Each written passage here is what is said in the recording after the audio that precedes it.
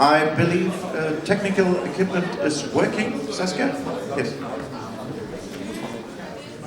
Then let's start with the preparation. Oh, sorry, just let me introduce both teams again, or the third team for the first time. We're gonna see the next fight presented by the team #FlashyPassion, and it will be problem number 5, Sweet Mirage, and it will be opposed by Saskia Drexel from the team Blue Shift.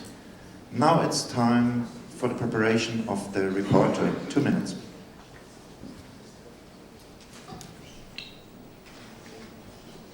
I can start now? Yes? If you like to start earlier, give us a sign, then we'll switch the clock to the match time. Okay, Brennan. Hello everyone, my name is Adam Medeiros, I'm from Team FlashyPassion, and I work on problem number 5, Sweet Mirage. The task is as following. Fata Morgana is the name given to a particular form of mirage. A similar effect can be produced by shining a laser through a fluid with a refractive index gradient. Investigate the phenomenon. How I interpret this task is having to investigate Fata Morgana and mirages, which are images and consist of multiple light rays, as well as lasers, so just single light rays. My job was to investigate the phenomenon. Okay, first I will explain what the Fata Morgana is, then I'll move to lasers, I'll show my theoretical model and my experiments. Then I'll move to mirages, I'll show my experiments and the simulation, and then I'll sum it up. Okay. So a Fata Morgana is an illusion where the eye assumes a straight path of light, but it gets bent due to a refractive index gradient. In general, there's 2 types.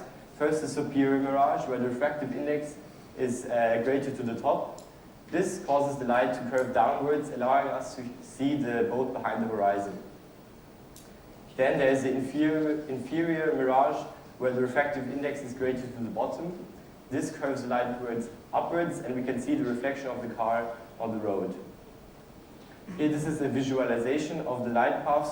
The dotted line represents the assumed path of light, and we can see how it gets curved. Now, the same thing should be possible in liquid, but for that we have to look at the density and the optical index of different liquids. So sugar water has a higher density and a higher refractive index than normal water. So if we have sugar water on the bottom and put normal water on top, we should be able to create a superior mirage. Then alcohol has a lower density but a higher refractive index. That means if we have water on the bottom and we put alcohol on the top, we should be able to create an inferior mirage. So both types are possible. But before we get to the experiment, I wanted to look at the problem qualitatively. So the refractive index n describes how fast the light travels through a certain medium, and it will always obey Snell's law, which says that the sine of the angle measured towards the normal times the refractive index will always stay constant for one light ray at an interface. We can check this in a quick experiment. We shine a laser in from here, from the bottom, and on the bottom is oil, on the bottom is water, on top is oil. And if we measure the angles and input the refractive indexes, we can see that it indeed stays constant. But how does this change if you don't have an abrupt change in the refractive index, but a continuous one? So here we can see that causes the light ray to gradually curve downwards. But how can we quantify this? For that, we have the function n of y is very important. It describes how the refractive index changes with height. The function y of x will describe the ray's trajectory. We can begin by differentiating Snell's law with the quotient rule to obtain following expression. dn over n is equal to negative cotangent of alpha times d alpha. It turns out that cotangent of alpha when alpha is the angle of the light ray, can also be written as dy over dx. If we go back and now differentiate the second equation, we get equation 4, and we see that the alpha is equal to this following expression. If we input the third and fourth equation into the second one, we get this differential equation here, which can also be written like this. It turns out that this differential equation cannot be analytically solved, so we used the computer program Mathematica to find a numerical solution. This is an example. So we have a side view on the aquarium, and we defined a function for the refractive index gradient, here from sugar water to water, and we set the starting parameters of our light ray, so the height and the angle, and we can see how it traces its path. Good. Now let's move to laser experiments. So this is our experimental setup. We have this aquarium, which is 30 by 60 centimeters and has a depth of 5 centimeters. And we fill it first with the bottom liquid, and then on top of that with a tube that we hold horizontally, we fill the next liquid, and then let these two diffuse over a certain amount of time. This is our first measurement. Here we have sugar water on the bottom, normal on top, and we can see that this causes the light ray to curve downwards, so creating a superior mirage. We also notice that most of the curvature takes place between these two dotted lines. Okay, now this is the same thing for water on the bottom and ethanol on top, so an inferior mirage, and this causes the light ray to curve upwards. Again, we also notice that most of the curvature takes place between these two dotted lines. Okay, today I brought for you this live experiment here. So we have this aquarium. On the bottom is sugar water, in the middle is water, and on the top is ethanol. So both superior and inferior mirage in one aquarium. So we can see that on the bottom the light ray gets curved downwards, on the top it gets curved upwards. Okay, now let's compare our experiment to the differential equation. So this is experiment. We shine the laser into our aquarium at the same height but with different angles, and we can see that it creates this pattern here. Then we measured the refractive index function with the method I'll explain later, and then put the same function into our theory, and we can see that the differential equation matches quite well to our experiment. Okay, now let's come to the mixing zone. So how the refractive index changes with height. Here in a quick experiment, we can see multiple lasers shine into the aquarium at different heights, and we notice that most of the curvature takes place in this region B. But how can we quantify this? So we have a syringe mounted on this apparatus, which allows us to extract small amounts of liquids at different heights. Then we put them into this refractometer, which measures the refractive index by looking where the angle of total reflection is. Here in a quick experiment, we check if this refractometer is working correctly. So we input different solutions and check their refractive index to the literature values, and we see that we only have a very small discrepancy. So this is the first measurement with the refractometer. Here we have on the bottom we have sugar water, on the top is normal water, and we can see how it gradually changes in a gradient. But the theory, so Fick's law, says that diffusion is logistical, but this is not really confirmed by our data here. The second experiment was from normal water to ethanol. Here again, we don't see that the logistical function is confirmed. So we had to find another way to measure the refractive index. After some research, we found a paper which lists this method. So we have a line laser which shines onto the aquarium and then projects this on the screen, and it creates a dip. And the dip we call lambda relative to this 45-degree inclination. And the first derivative of the refractive index function is this dip divided by d and z. D is the thickness of the aquarium, and z the distance between the aquarium and the screen. So this is our measurement of one of these laser dips, and we corrected it for the 45-degree inclination. And now if we integrate this and divide by d and z, we can see that the refractive index does indeed change logistically. So that confirms that. Okay, now let's move to the second chapter, so mirages.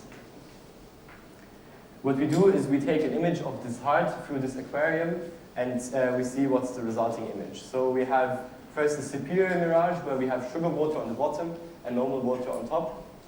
And this creates, we can see the normal height as well as another one on top where the light rays get curved downwards. Then the inferior mirage where we have water on the bottom, ethanol on top. And here we can see again a normal height as well as another one on the bottom where the light rays get curved upwards. We also want to simulate this. For this we use a method called ray tracing. This where we calculate the light beams going out from the eye and seeing then where they land, and that's then what the eye sees. So here we can see in our simulation the different light rays and then where they land on the screen, and that's then the resulting image. Now here we have a measurement on the left of a superior mirage, and we input the same parameters, so the position of the heart and also the camera position, into our simulation, and we get quite similar images, but they don't match quite perfectly. Then we have the same thing for an inferior mirage, so water on the bottom and ethanol on top. Again, we see a normal height and another one at the bottom where the light rays get curved upwards. The same is kind of replicated in our simulation, but not quite perfectly.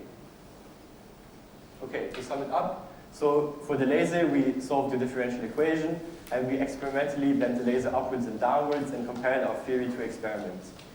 Then for mirages, we observed the superior and inferior mirage, and also simulated these and compared. These are my references. Thank you for your attention.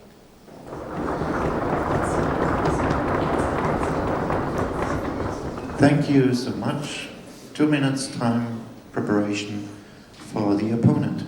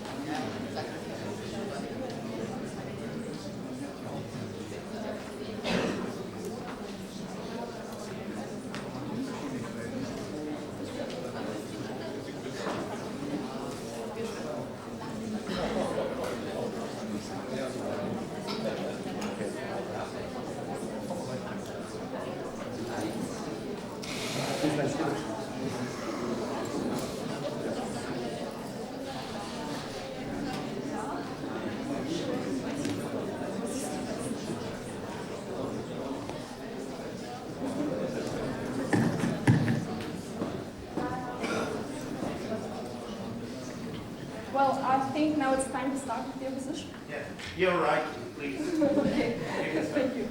So first of all, thank you for a nice presentation. I think you did a really good job and had many experimental results. And I especially like that you used the task and first explained what really a Fata Morgana and what is a mirage, so that we can imagine what the task expects from us. Nevertheless, let's come back to slide 4 to your basic explanation. Quite sure.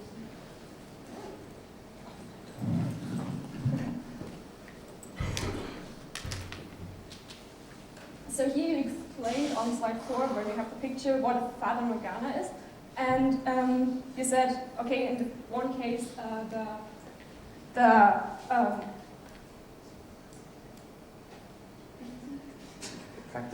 refractive index, sorry, is increasing with the height, and on the other way, it's the other way around. What is the influence of this? Can you just name?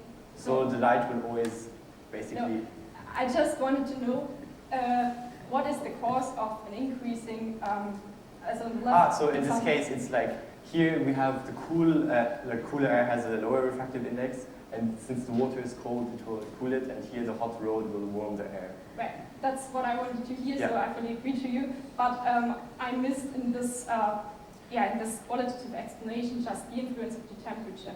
And Okay. also in your experiments, you used now sugar and water. And what is now the similar quantity to the temperature? So what does influence in your experiments with the sugar solution, the refractive index? So I think due to the sugar molecules, it just moves slow. It's like, Okay, so yeah. in my opinion, you can quantify this with the concentration of sugar. Yeah. So here it's the temperature, and now Yeah, for we your also Mirage measured for different experiment, concentrations the refractive index, and we can also see how it increases. Right. Well, so you did a really good job and showed how the refractive index behaves, but what I missed was a bit, on what quantities depend like this. But of course, you are in your program and you could answer the question, so it was really good. Then I think you showed on slide 13 a plot for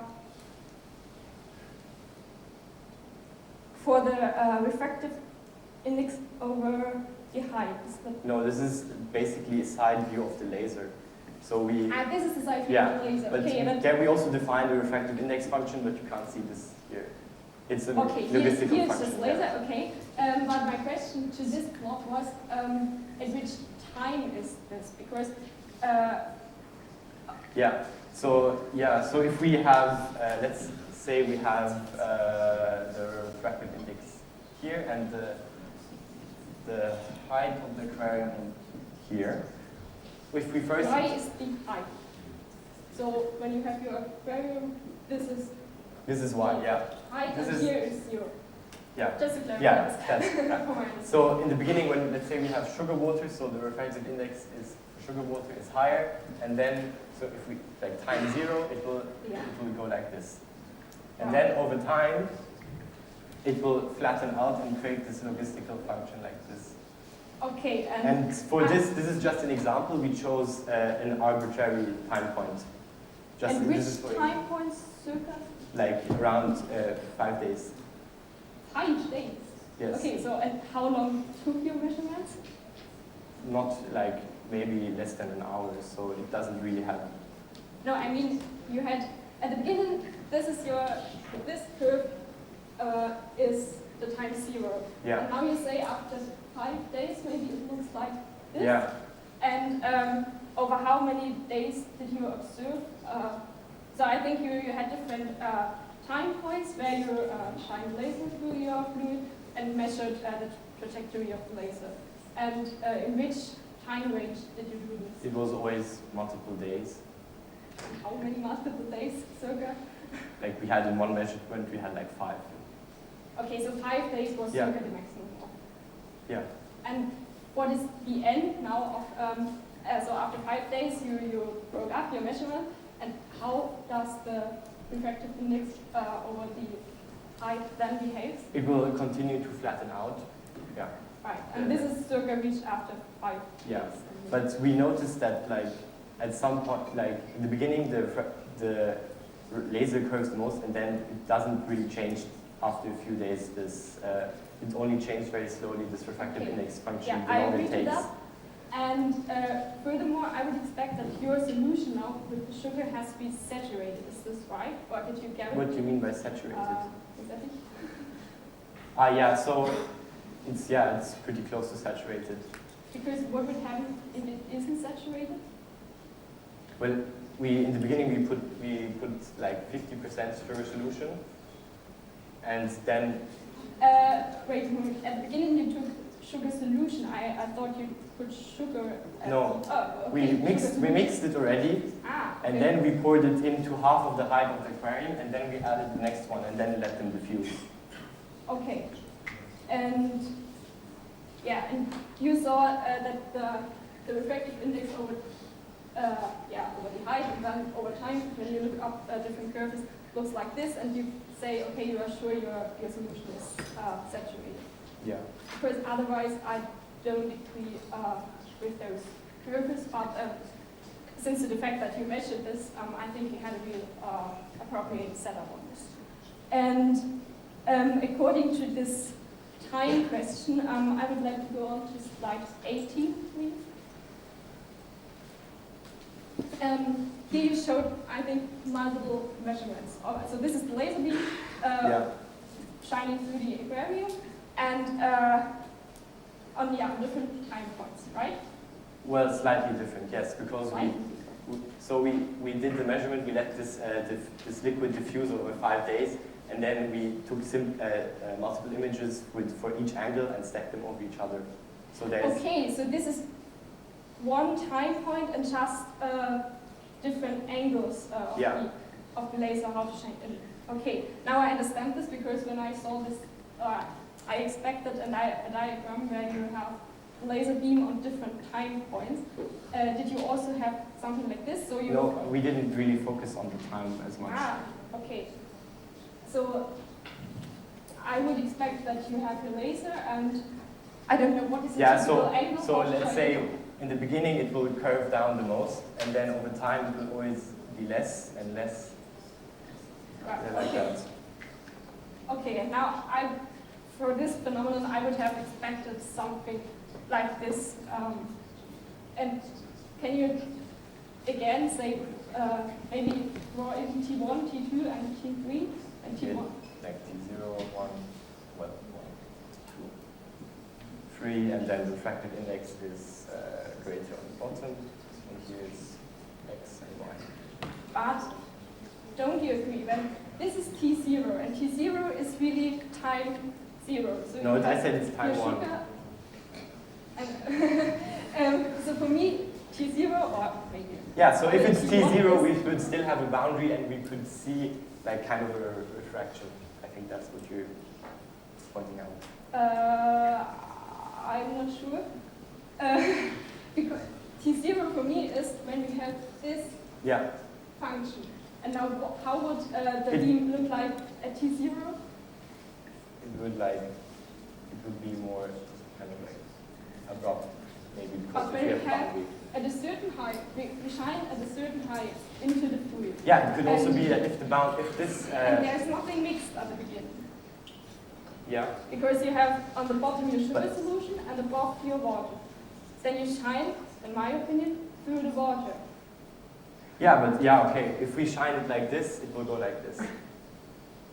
Okay, but I think it is better for such a comparison to use a certain angle, and because we have here this angle 0 or plus minus a bit 0, then I think you shine just I agree, that's true. And that's why I think first this point goes downwards, and after a certain time, I agree to you, it goes upwards again.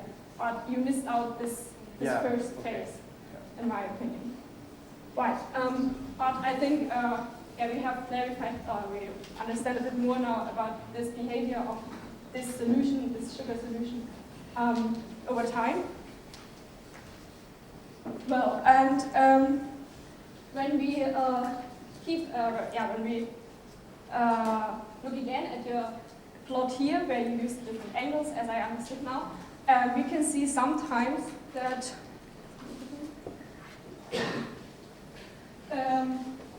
that there is a maximum, and the laser beam goes downwards again in the right position. What is the cause for this?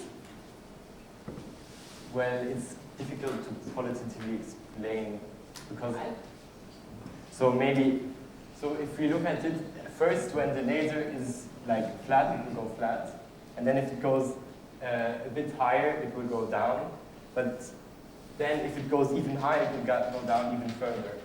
But then after a while, this changes and it goes back upwards. But just on this point, when the direction I mean, like changes, here the maximum. Yeah.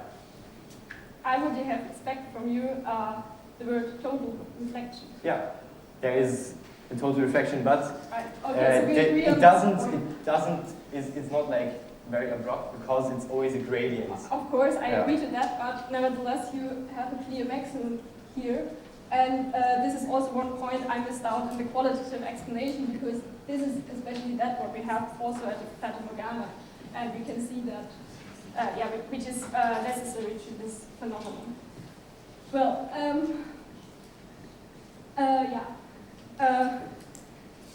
I think we are did run out of time, and I have to say again, we did a really good job and had many measurements.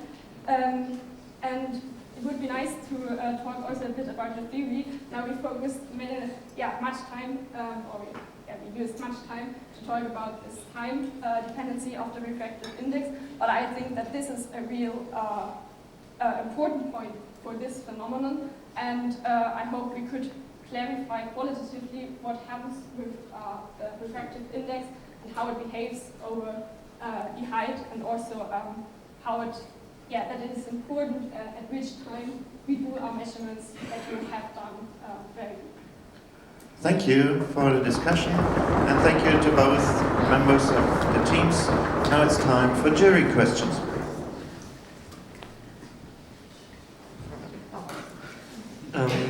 On the slide where you made these measurements and then compared to the mathematical simulations, where did you get the initial conditions from? I mean, did you have a coordinate system in the background?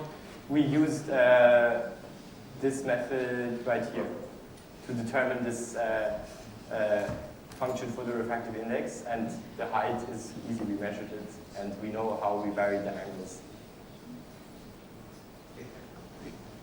Can you please go to slide number 17, where you showed your theory? Yes, yes. Why the yellow line from the bottom doesn't match with your experiments at the end? Which one do you mean? The yellow from the bottom. This one at the end, it doesn't match. At the end? Yes, it goes down in the picture. It goes down in your experiments. You mean this one? No. This is in the bottom. Yes, it goes in your picture. It goes in your experiments. It goes down, it bends downwards. But your theory doesn't do this. Or is it only? I mean, maybe if we look back here, it's difficult to see because they're all. Okay. Thank you. Well, there's always in this we have a small discrepancy that I think it's due to that the refractive index function is maybe not quite 100% of the point, and it has a very big effect. So that's, I think, the cause for these minor errors.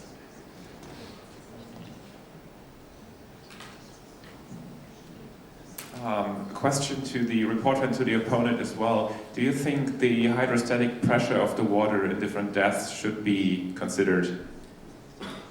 So does the water pressure have an influence on the light beam path?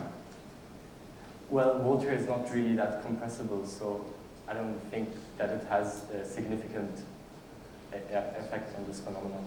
And since there's a very good agreement between his theory and his experiments, I agree to this point. Thank you. Again, a question to both of you. Let's start with you, Saskia. Given a very long amount of time, what would the concentration of the sugar-water setup look like? It would be at each height the same. Do you agree? Yeah, I mean, a very long time, indefinite time, it will be homogeneous. So it will be the same throughout the whole thing. We won't have a gradient. But only if it's saturated. Which, in this case, it wasn't. So, what would you expect if it's not saturated? Sorry, I can't answer this question this time, but maybe my teammate can go on this.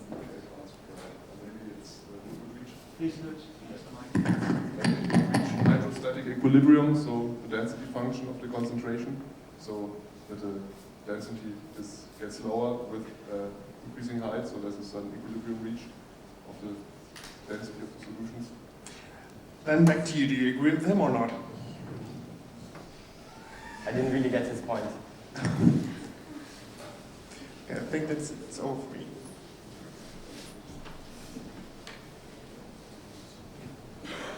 A short question. What does happen to both of you? First, the reporter. What does happen if I use mixed polarized light? I don't think it has an influence. Okay, to the opponent. just have to say I agree. Okay, so everything would stay the same regardless of the polarization. Yeah, since this is just ray optics, so I Okay. don't think it has. Okay. Okay, thank you. Well, thank you. And now it's time to vote from the jury.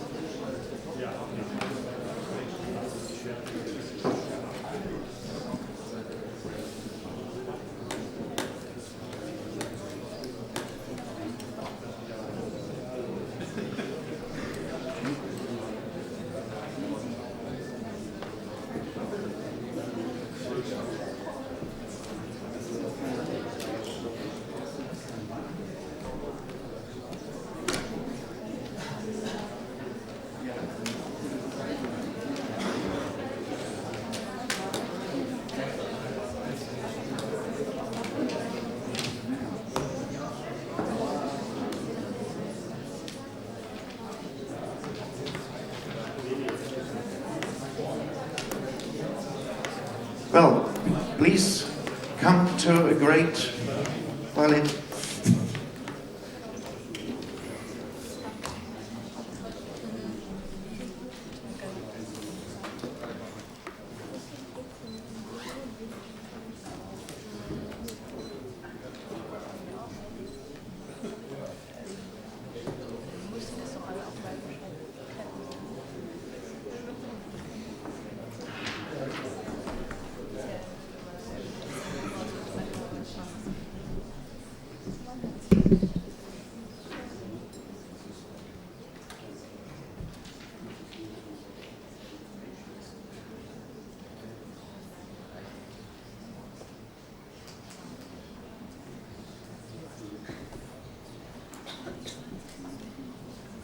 Well, every jury member had found a decision. Well, let's first look for the grades for the reporter. Please show up your sheets. It's an 8, 7, 7, 8, 9, 9, 7, 8, and 7.